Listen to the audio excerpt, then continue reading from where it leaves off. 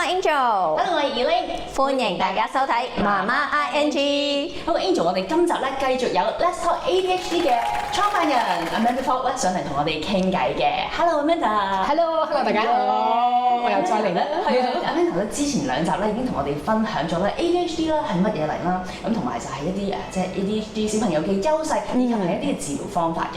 咁我想問下啦，其實家長咧，佢哋如果知道小朋友有 ADHD 嘅話咧，其實咧係點樣可以喺個照顧上面輕鬆一啲咧？因為本身其實湊小朋友咧已經係好攰嘅一件事啦。少少嘅 tips。係啦，咁但係咧照顧 ADHD 嘅小朋友，我相信即係可能其實嗰個心力係要更加多嘅。係。咁我哋可以分享一下。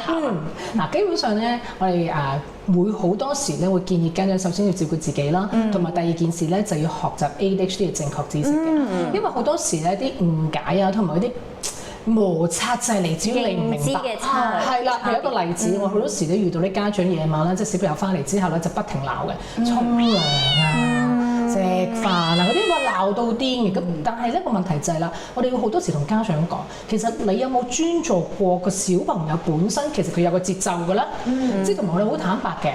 即係其實我哋都有問家長，其實小朋友唔沖涼使唔使死啊？即係大家好似哇，即係覺得話一定要咁放大咗，係啦，同埋佢哋係特別一定要嗰個鐘數喎。係，但係真心嘅好多時佢哋嘅節奏啦，可能會夜少少，但佢哋又唔係唔沖嘅喎。我有啲小朋友咧係咩夜晚做唔晒啫，佢會自己半夜5點鐘起身㗎，跟住做晒佢㗎。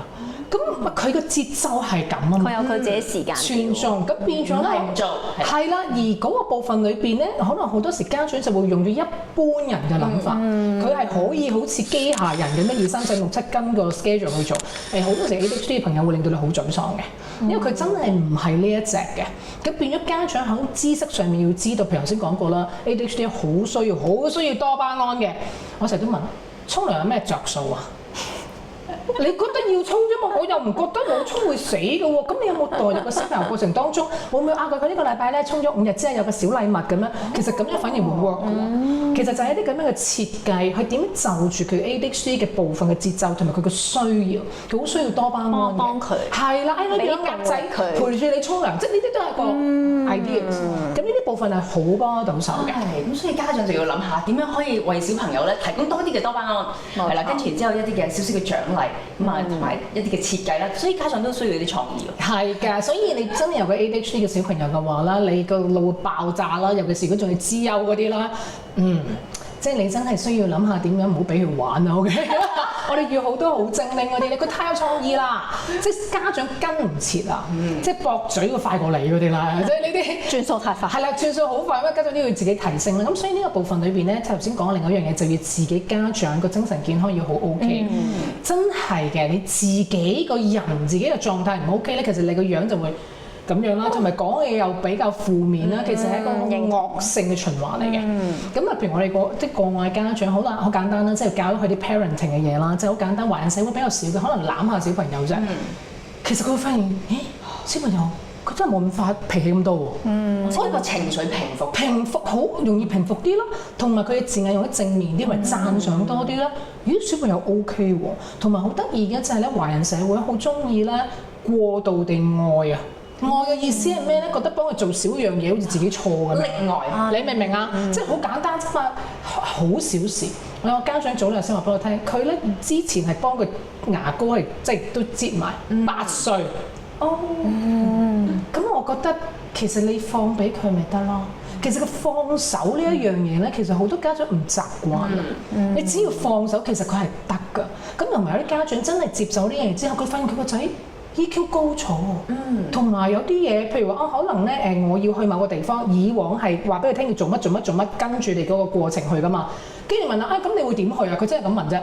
個仔就話咁樣第一件事咧，我就要搭咩車，跟住然之後我要教我個手錶提醒我點。個家長會覺得你識做喎你。其實對家長同小朋友都係好好嘅幫助，因為家長又冇咁緊張放鬆，小朋友覺得哇多咗安全嘅範圍俾佢去遊。係啦，即係其實佢哋咧阻住咗個小朋友嘅成長。有時佢用咗一來家長其實真係唔使咁辛苦，即係外國啲家長有人理佢噶嘛，照大噶嘛，放養係啦放養，但係好似中國人好似硬係好似唔得，你嘅愛有時就係嗰個圍欄，你係望住佢喺安全情況，即係你由佢啦，其實佢先至發揮到個自信咯，自主嘅能力啦，係啦，嗰陣先可以發揮出嚟。成日倒翻轉兩個都有好處，點解唔做咧？咁呢個部分裏邊，家長嘅精神健康又會好啲，小朋友嘅成長又會好啲。咁所以咧，我諗呢兩部分咧，家長可以即係做多少少，令到自己又可以輕鬆啲啦，同埋小朋友嘅部分裏邊成長高好多嘅話咧，咁啊，即係咁正嘅做咩唔做咧？所以家長係要俾多啲嘅空間小朋友去發揮同埋學習成長。咁我覺得即係其實對於家長嚟講都係一個好好嘅學習過程。係啊，即係因為佢嘅創意，令到自己都需要更加有創意。全中，大家一齊提升。係啊，我最近聽咗個 term 咧，叫做有鬆弛感，成為一個有鬆弛感嘅媽媽。係啊，非常之重要，即係關於嗰個身心嘅健康。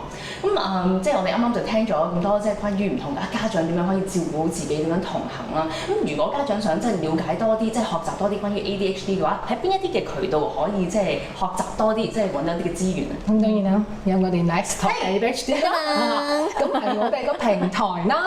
咁啊，即係真心實，除咗細路仔之外咧，我哋係青少年成人都會有相關嘅資訊。因為頭先我哋即係之前一集都講過，我哋成人嗰個嘅遺傳率都可能好高嘅。咁所以咧，即係可以去我哋嘅 website and Facebook， 咁我哋會有唔同嘅節目啦，我哋會將好多外國嘅文章轉做中文啦，咁同埋咧我哋本身嘅 NGO 部分裏邊咧，即係差唔多隔月啊或者每個月都有唔同類型嘅活動，大家可以認識同路人咯。咁同埋每年嘅10月尾咧，我哋都會做一個大型亞洲區比較大啲嘅 ADHD Awareness Week，我哋就會講唔同角度嘅內容，同埋亦都請嚟全世界唔同嘅嘉賓嘅，因為我哋同歐盟啊、加拿大啊、美國啊，即係冰島我都識嘅，即係佢哋有好多唔同嘅專家咧，就會講好多唔同好寬闊嘅話題。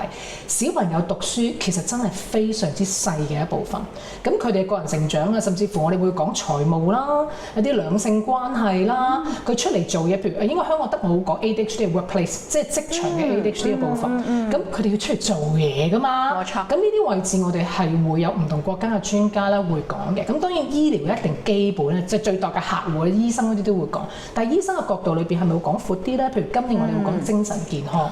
咁當中裏邊頭先講嘅焦慮啦、depression 啦、bipolar 即係躁狂症啦，其實有好多相關嘅問題嘅。咁我哋就會有唔同嘅專家去講，希望可以多角度幫助咁多位嘅家長同埋一啲受 ADHD 困苦嘅朋友咯。